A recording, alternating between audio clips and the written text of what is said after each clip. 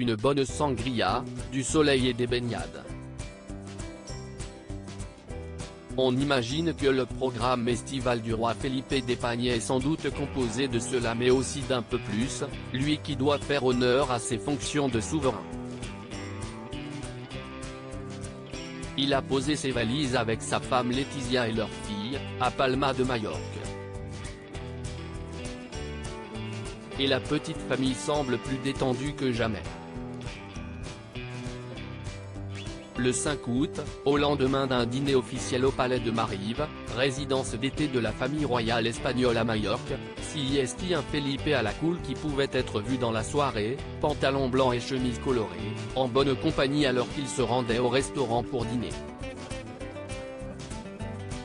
Le roi, âgé de 54 ans, marchait bras dessus bras dessous avec sa mère l'ancienne reine Sofia.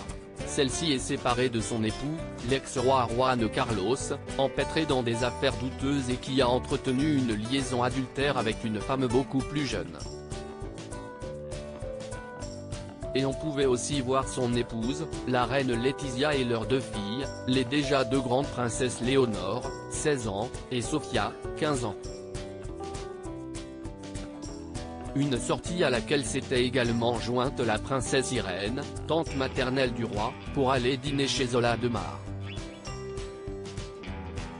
Cette bonne entente familiale pouvait de nouveau être constatée le dimanche 7 août, lors d'une nouvelle sortie dans les rues de Palma.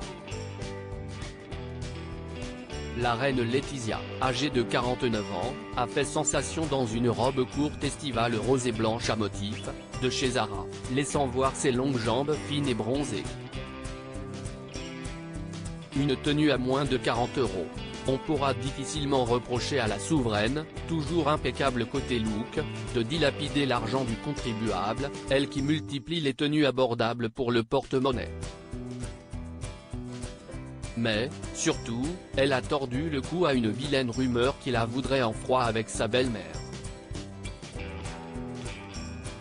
Par le passé, elles ont publiquement montré leur désaccord, notamment sur l'éducation des jeunes princesses. En effet, les deux reines ont débordé de complicité lors de cette sortie dans les rues de Palma.